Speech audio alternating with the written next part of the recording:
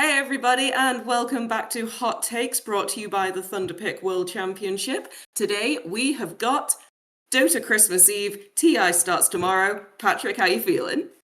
Let's go. Been waiting all year. This season has seen pretty much an unprecedented area of parity in the Dota scene. Uh, I know that it's just Eastern versus Western Europe for the most part, but it feels like anyone from like the top 8 teams in the world can take any tournament at any given time. So Yep, uh, exciting times ahead. that's it. I mean, anything can happen at TI. This is kind of the whole point of the tournament. And I don't know, there are some things that have happened which make things slightly less cut and dry than they might have been a couple of months ago, which, I don't know, adds a little bit more spice to the tournament. But I think the very first thing that I want to know is we had Owen do a guide on the fantasy. Now, Yeah. I specifically asked Owen to do this so that I could copy him because he is much better at the game than I am. So, Ditto. my I've gone for Satanic on core, I've got GPK on mid, and I've got Maposhka on support. Who do you have? Okay, I actually also have Satanic on core, Mhm. but I have BZM on my mid slot and 9 class on. Nice, nice. I mean, 9 class is always a safe one to go stats wise. Like he's really into the stats of things, which is kind of why Owen suggested GPK as well, because we talked about having Nisha in that slot, because Nisha's probably the best mid laner right now. But GPK is a stat farmer, so Yeah, when it comes to fantasy, it's not always about just who is the best straight up. It's more about who, like you said, who is the better stat farmer. So just picking whoever your favorite is probably isn't going to work. But yeah, I would agree that with GPK in particular, uh, Bet Boom is just such a mechanically gifted team overall, so you really can't go wrong with any of them. yeah, yeah, absolutely. Because um, I guess I've not been super lucky on the titles of things. Like, I don't know, I have for Satanic, I have if he's playing a universal hero. Um, I think I need to change this actually, because I've just seen I've got one for if he gets a rampage, and it's like, I don't think that's likely. Well, yeah, rampages are just as rare as they come in general, but like, uh, I don't know how it works, but I got 50 reroll tokens, sorry, like off the bat. So I think there's plenty of chances for you to get the banners that you really want. Mm, Uh, I've yet to really experiment with it though. So I've only spent. I'm looking at it right now. I think I've only spent 9 roll tokens. So yep. gonna have to have a look at that before the tournament starts tomorrow. This is some SEA privilege right here because I only got 40 reroll tokens. So I don't know why Oh, Gabe hates me. yeah. I don't know what's going on there. It says for me, you have 40 rolls available in future periods. Don't really know when that'll be. I'm guessing it'll be during the break, but yeah. Yeah. If I could give you some of my roll tokens, I would. Well, I appreciate it. I think, yeah, I'm gonna have to re-roll some core ones. What have I got for mid? 15% when his hero's chosen last, 21% in games where the player ends with items in every slot of their main inventory and backpack. That's not unlikely for a mid hero, I would say. Yeah, you think you can go with that with for your mid? Yeah, I think the only downside is we're in a faster meta this year than we were last year. Like last year, it was a lot of like 60 plus minute games, but I'd say this year Yeah, it's maybe like 40, 35, 40 minutes as an average. yeah. I think we I have mentioned this like in previous episodes of Hot Takes for Dota at least, that the metagame is indeed faster. Teams are going more for mid game timings now. Mm, So it's it's a bit of a disadvantage for some of the more late game focused teams like Falcons, but they have found ways because Falcons just won Fissure Universe Episode 6. They placed second at Esports World Cup, and mhm. we all know Falcons is one of the better late game teams out there. Yep. So yeah, it's gonna be exciting to see how they adapt again. We did get a patch before TI, so what we saw at Fissure Universe and to an extent EWC is probably also what we're gonna see here. Mm. Unless it's TI, someone has definitely cooked something up, um, which is going to be exciting to see. Yeah, absolutely. I mean, I would absolutely adore the chaos of a mid-TI patch drop, like especially a number patch. That would be insane. I would love that so Uh, yeah, much. well, I think, uh, probably not gonna happen because uh, we're at a land and it's TI. They seem to really like dropping patches mid Dream League, for example, but yeah, yeah. I wouldn't hold my breath on that for this one. No, I know that a lot of people don't love game changing in the middle of a tournament.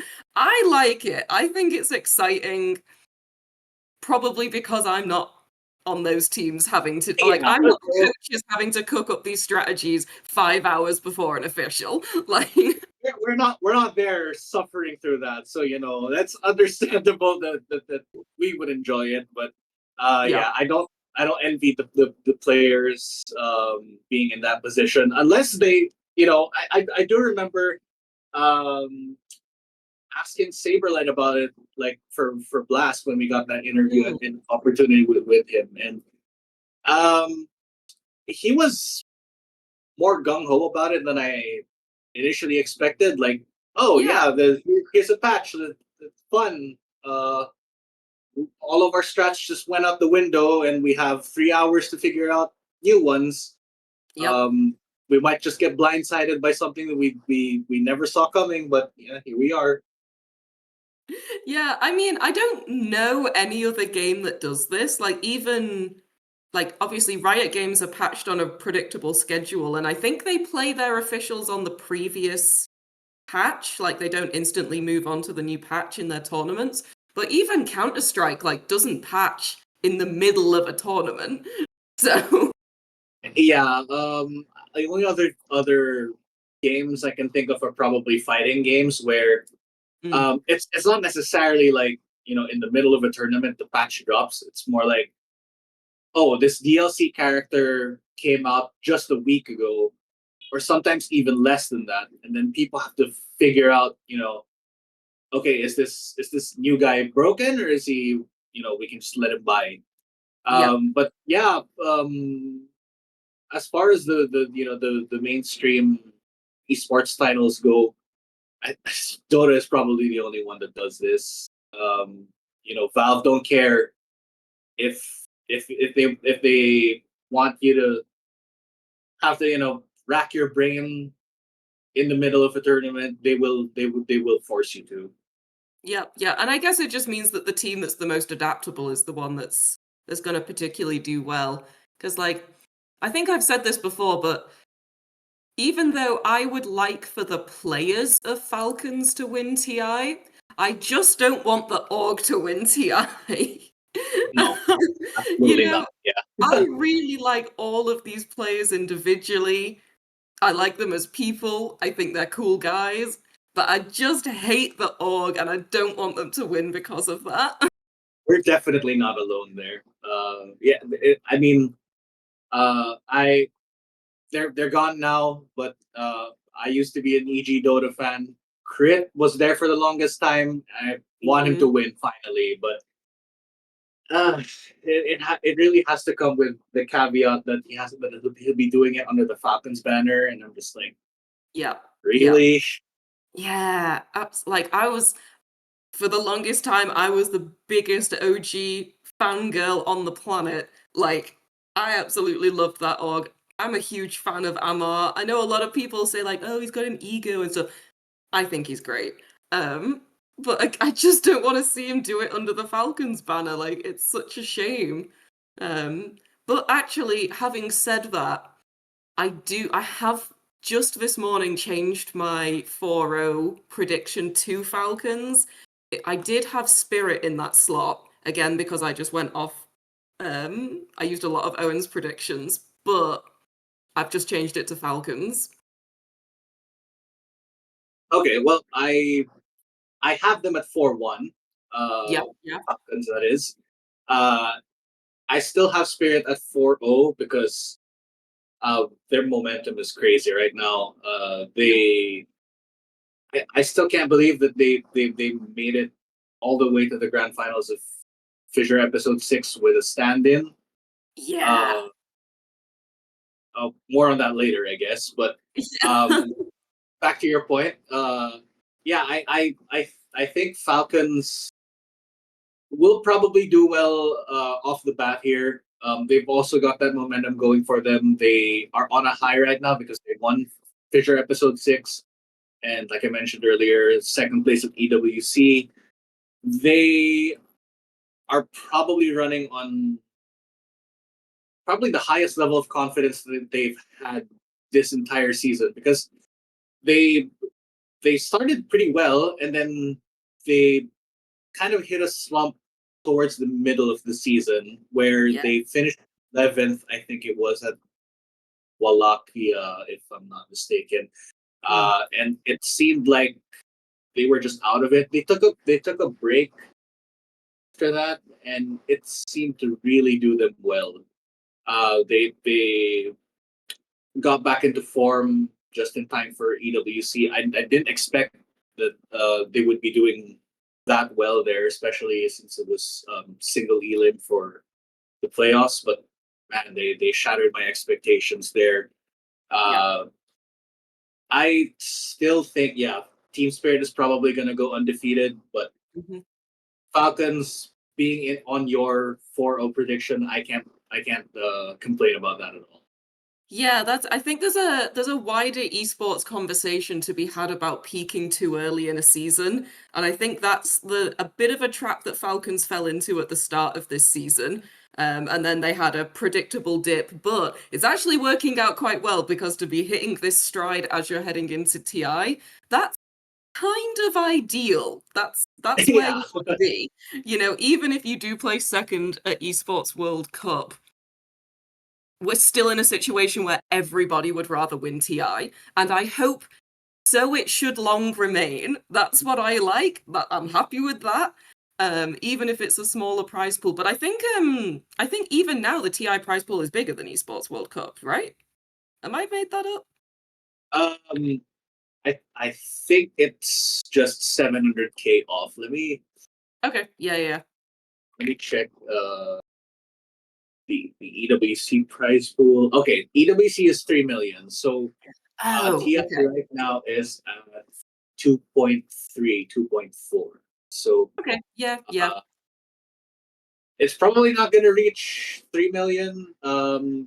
We only have the supporter bundles again this year, no battle pass, so that explains a few things about the prize pool.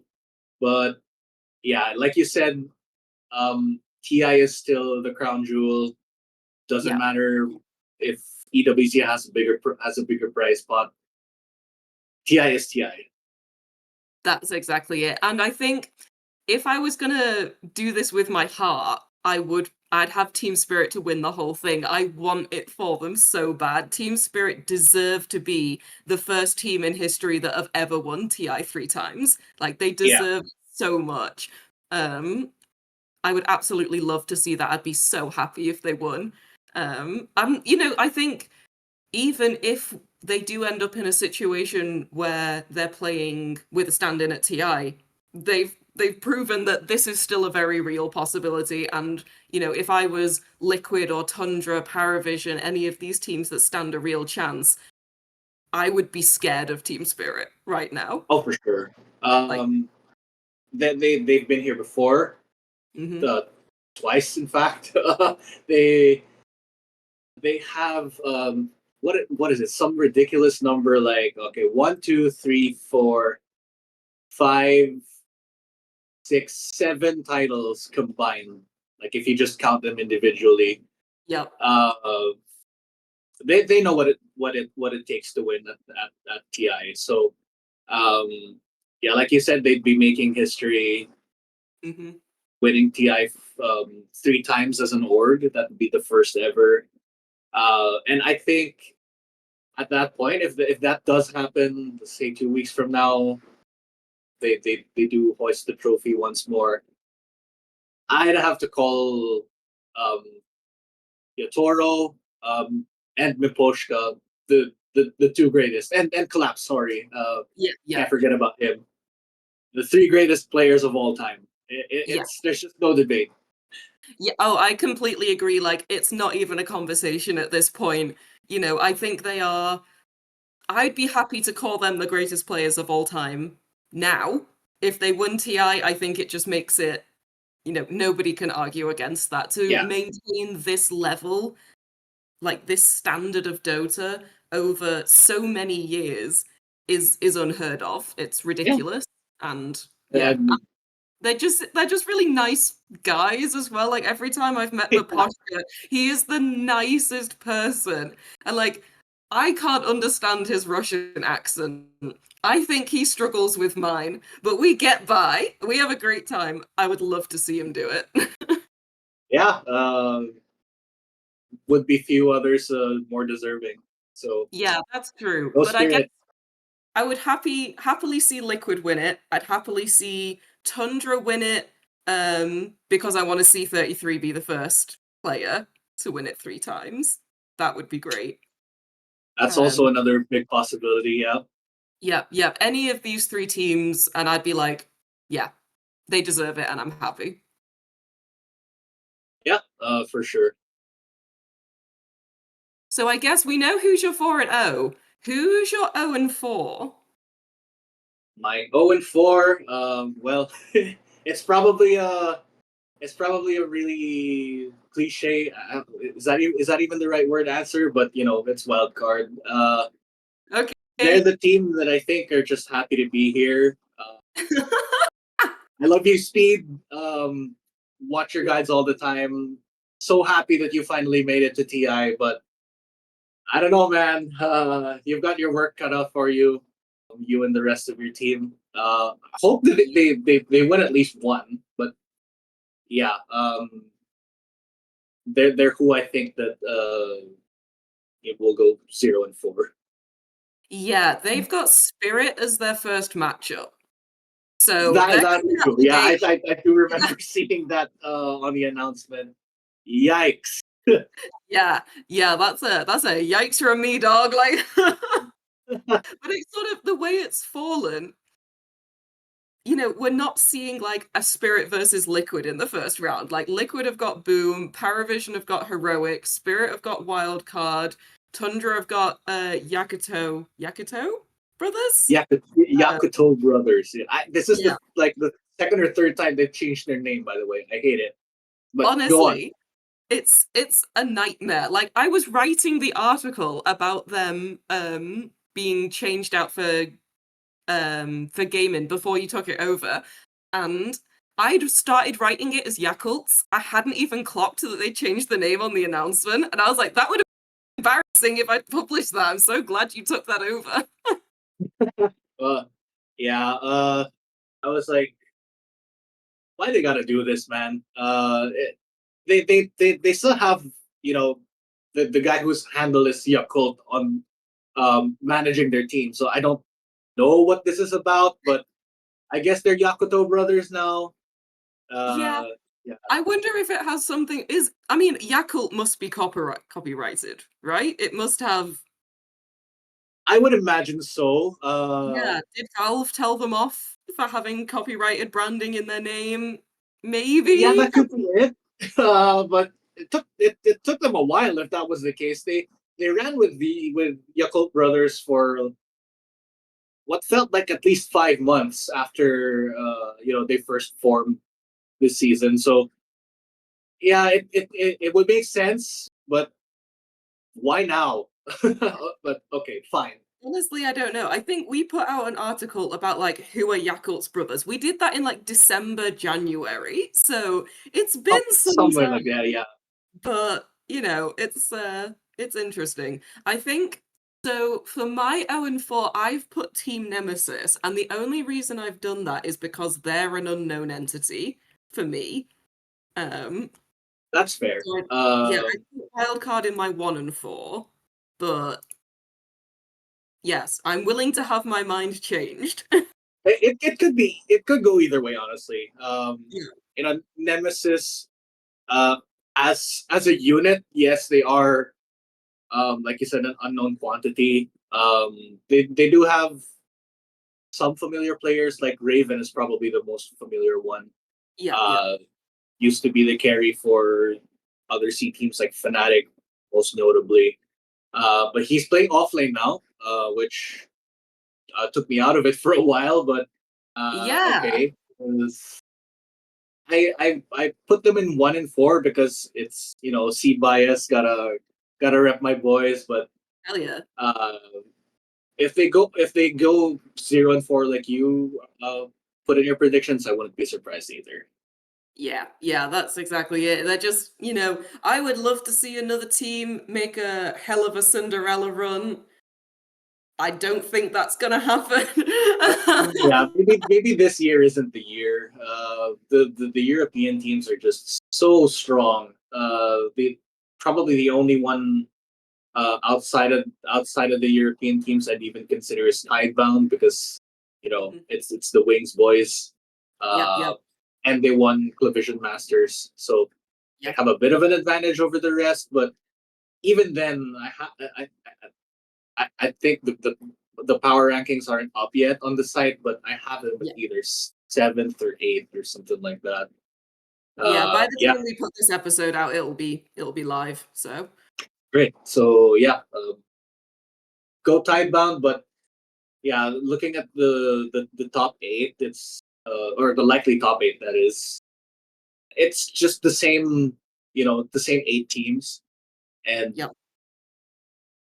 while I do recognize that it's probably a foolish thing to just dismiss everyone else at TI because Mm, God knows that we that uh, that's been proven to be folly before, hmm. especially with OG. But yeah, maybe this year, not really the year for Dark Horse, or not Dark Horse, but like complete Cinderella runs, like you said. Yeah. Yeah, that's exactly it. I mean, I would also love to see Europe knocked off their throne as like they've won every iteration of TI since what was it, 2017? The last time someone that wasn't. Uh, yeah, so it was OG won in 2018. Yeah. TI7 was Liquid. Ah, TI6 was won by Wings. So the last time a non-European team won was indeed 2016. yeah, yeah. So I would love to see someone, be a bit big for their boots, come and knock Europe off their throne. But, even with Gaimin Gladiators not competing anymore, I just don't see that it's going to happen. Like, it's a real shame. Yeah, and speaking of, yeah, so the only reason that Yakuto brothers are even here are because Gaiman aren't. Yeah.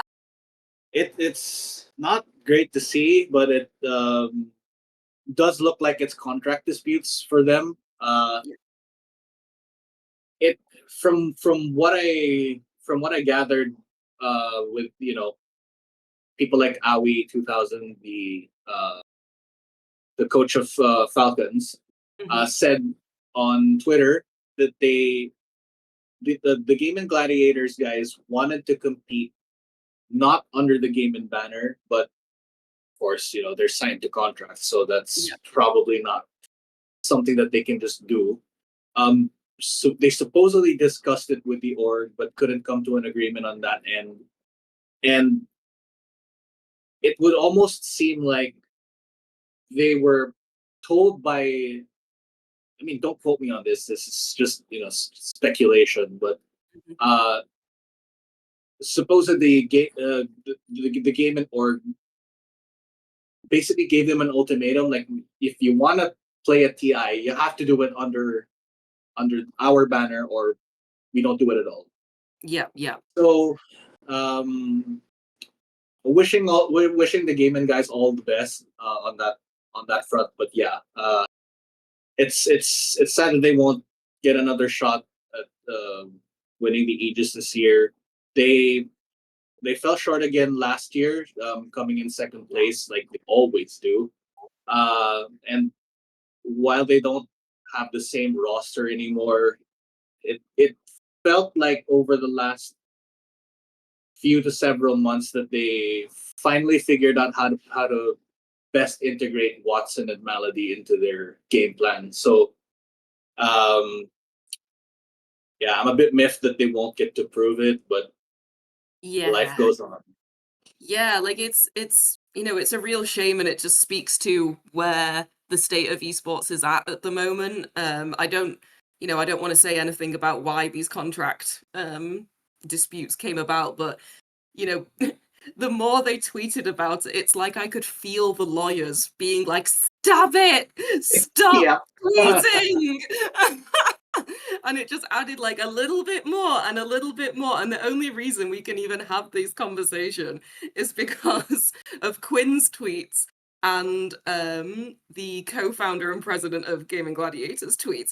And everybody was just like, why do you think we're going to be on the org side? Everyone is on the player's side Yeah, always, of no course. matter what, because the players are the people they have the relationship with. And, for a team that's placed second the last two TIs in a row, yeah, maybe they wouldn't have got this far like this time, but maybe they would. Maybe they would have gone the whole way. And, to see them finally lift the Aegis, that would have been really sweet. And it's such a shame to miss out on. If you're going to miss out on any tournament and it's TI, Yeah, like, I can exactly. Like, only imagine how uh, it would feel. Dota pros work their asses off year round just to Yeah, get here. Again, it doesn't pay nearly as much as it used to, but still, if there's one tournament that you just absolutely don't want to miss as a player, it's this one. So yeah, yeah. sorry, Gaimin. Yeah, I mean, TI is like, yes, obviously it's the biggest tournament in Dota by a country mile. It's the biggest tournament in esports. It's the most prestigious. This is the tournament that people who don't like Dota will watch this tournament. People who don't play Dota and only engage with it once a year will watch this tournament. Like, it's so big, and to miss out on that opportunity, like, I have so much sympathy for them. And yes, you can blame them, like, oh, they didn't respond fast enough. Like, get a grip, it's not that deep. And I think until we get the full story, I am absolutely not going to blame them. Yeah, yeah, We will reserve judgment, but for now, yeah. I'm definitely on their side with with the knowledge and information that we have at the moment. Exactly. And just like as a Dota player and a fan of Dota, I know that if I had a chance to play TI and then I couldn't because of like legal contract disputes, I'd be like, I'm gonna do a flip on the way down. Like I just I'm so done. Like Possible once in a lifetime opportunity, and then it just goes out the window because of a legal mumbo jumbo. But they'll be back for yeah, sure. yeah. Even Maybe if they not use under the it back under same their own banner, name. fine. Yeah, Because I think the problem that Gaimin Gladiators are going to have as an org now is no matter the outcome of this situation, their reputation is tanked with the fans. Like yep, it's not absolutely. good. And people don't like orgs that treat their players badly. Like it's as simple as that. Um So even if they got rid of the roster that they have now, brought in a brand new roster, even if they went on to win tournaments, I just can't see them ever having the popularity that they had before. They're going to be on the same level as Falcons. Even if people like the individual players, they're still not going to like the org. And Yeah, I that's, was gonna say it's probably how it's gonna turn out for them. yeah, They're the goodwill that they built up over the last few years might be on its way out. We'll see, but it's yeah. not looking good. Yeah, it's not looking good. I think the players would have had to do something like egregious for people to be like, actually, no, the org was in the right here. Like, it would have had to be really bad. So, I mean, at the same time and in the same breath, I'm really happy for Yakuto Brothers. Like, I know that I and a lot of other people were speculating that OG would be the replacement team, just by virtue of the fact that they got third in the Western European qualifiers, which is the same region Gaimin Gladiators played in. Um, I say this as a Dota and an OG fan, Yakuto Brothers deserve it more. They just do. And I'm I really agree. happy that they got it. Yeah, they just have way better results. Even if you consider that Yakuto is more of a middle of the pack to the bottom of the pack type team. Yeah, They had two fellow Chinese teams qualify ahead of them. One got invited, that's tidebound. One qualified, that's extreme. yep, Uh, but if you just compare them one on one against OG, it's not even a contest. So yeah, it's a joke. absolutely understandable that they're here. Yeah, for sure. Because, you know, at this point, I don't even know who plays for OG anymore. Like, I can't keep track of their roster switch. Only God knows. Is Yeah. Yuragi still there? I think he's No, the I think one player I remember still being there. he was on. No, he went to Navi ages ago, Oh wait, didn't wait, he? I wait, think he's he on is Navi now. now.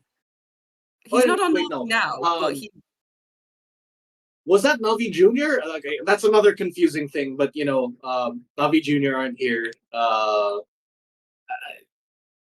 don't know. Who the hell plays for OG? Uh, Let me check. Actually, I'm like, I literally don't know. I know Stormer was. I don't know if he still is. yeah, Uh, he's still there. okay. Shad is the carry. Yep. I don't even know who the other three are. Who are Mixa, Days, and Kidaro. Oh, I know Gitaro, but not the other two. Okay, Kidaro. Okay, he used to play for Alliance. Yep. And that's all I've got. Yeah, OG. It would have been it would have made sense just on the whole getting the third placer from the region, Yep. from the regional qualifier, the same regional qualifier that you know Gaimin would have come from had they not been invited. Yep. But you're right. Yakuto deserve it a lot. Exactly. And I like the one thing I saw on Reddit and I saw on Twitter is people were saying like if OG come back, they need to do it with the original lineup. Drag Anna from wherever he is, get Jerax over, like do it with the I, OG lineup. I always said that if OG needed to do the break the glass in case of emergency type uh bring the boys back strategy, the first thing that they need to do is delete Anna's Maple Story account because I do remember that in between I think it was it was in between TIA and TI9 that he always treated TI as kind of a $15 million summer job. Yeah. So in between each tournament, he was like, "Okay, I'll just go back to playing Maple Story again." So uh, I don't know what it is he's playing nowadays, but yeah, that's the first thing they need to do. Look for the game that he's obsessed with, Yep. forcibly delete his account, and then put him back in the lineup. Yeah. They'll just be Uh, like, great, Anna, we've got you a brand new PC. It can only download Dota. It's the only game you can play on it. I'm sorry. that's the way it goes. Yep, But yeah, yep. Like I would have enjoyed watching that just for the pure cinema of it, but I also think that that would have severely undermined the teams who actually deserve to be here because they've worked really yeah. hard and all that other stuff. Um, but yeah, that OG would have have just had two chances, so let's give it to someone else for now. exactly. So I guess like with Spirit, which is what this connected in my head because I was like, well, if OG did that, then they would be the first team that won it 3 times. Spirit still, I want them to win it 3 times, but we were talking about this before we started recording. Are they playing with Lal or not? Because if you hover on the team predictions, Lal isn't there on the lineup. We've got Maposhka, Kalap, Yutaro, and Rue. But if you go on your fantasy on mid, you can select Lal as a mid. Now, I know he didn't play Fissure Universe because he'd had complications with surgery after the Esports World Cup. Yes. Um, but he was in the picture of Team Spirit like arriving at TI. So Yeah, I was gonna say I'm looking at the post on the official Dota Instagram account because they posted like a what is it called, a carousel where you it's just a slideshow of pictures in a single post, right? yeah. Uh, looking through here is Team Spirit. Oh, there they are. Yeah, Laurel is with them. Like he's smack dab in the middle of the photo, Yep. right next to Yatoro with his bright blue hair. By the way, uh, so he's in Hamburg, but like you said, he was dealing with health issues, but he was in for surgery during Fissure Universe. They subbed in Morel, like we mentioned earlier, from Yellow Submarine, which is their junior team. Mm-hmm. Uh, so I'm leaning more towards, yeah, he'll be playing because why Yeah. else would he be there, right? Yep. Aside from Yep. supporting his boys, which would also be understandable because if his condition isn't so serious that he can't physically be there, Yep. um, it's either he is playing or you know he's saying like, okay, I'm feeling well enough to at least be there, in person with you guys, even if Yep. I'm not playing. So yeah, Yeah. yeah, I think he is playing. But I did hear some mumblings about Mirel possibly being in that spot. But this picture probably shoots that possibility down. Yeah. I mean, I hope for Lal and the rest of the team that he is the one to play. He deserves to be the one to play. And Lal's impact as a mid laner is one like it's one of their key roles in this game. Like he's a really key part of the team's success. Um, so I want him to be there, and it's looking good. So Fingers we'll crossed. keep our fingers crossed. Yeah, but I'm gonna be heading to Hamburg next Thursday. For the arena days, so I'm very excited about that. It's going to be my second TI. Um, I am going to do my best to get us some interviews and see what we can do. But anybody who has worked a PGL event before knows that there is no Oh, organization of interviews. So if for some ridiculous reason any pro Dota player has watched 40 minutes of this podcast and gets to this point, please don't be mad if I accost you in the street and beg for an interview. yeah. So you got to do what you got to do.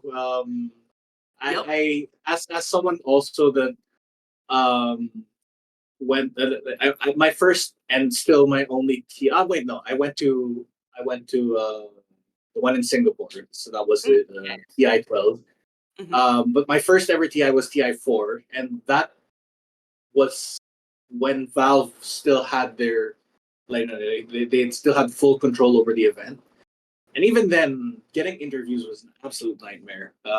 They basically just gave us a directory of phone numbers to call if we wanted any interviews. And of course, everybody wanted interviews, right? It's TI, Why and you're it was there. the first time You're a that it was journalist. yeah, like it was the first time that TI was in an actual arena of first edition where they did Key Arena.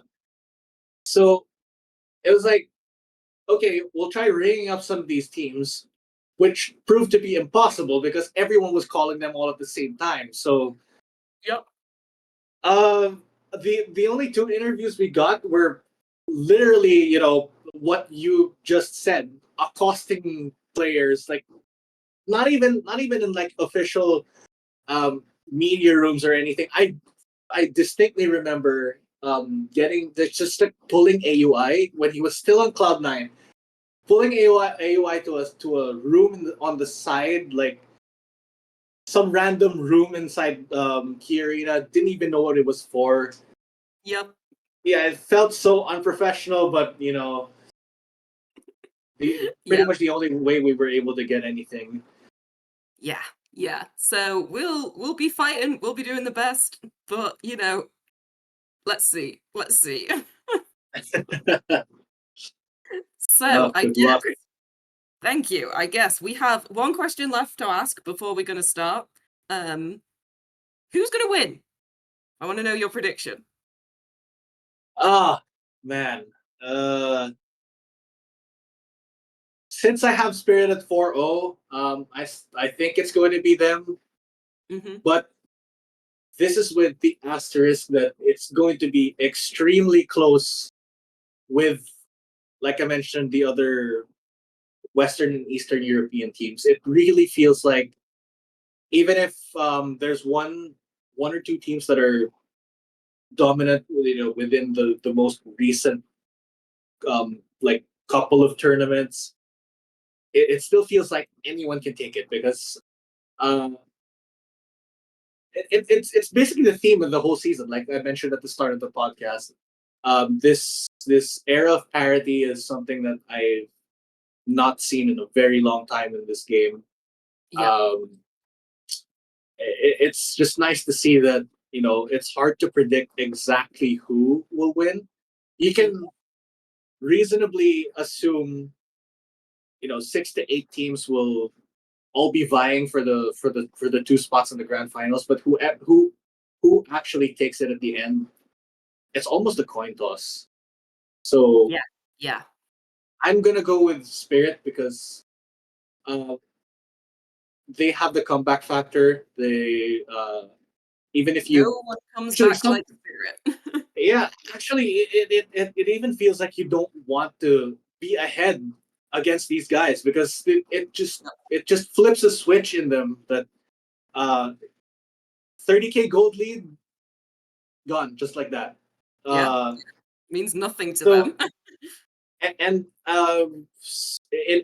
in a tournament or in a setting that where like TI where the pressure is at its highest, I think that kind of advantage is indispensable.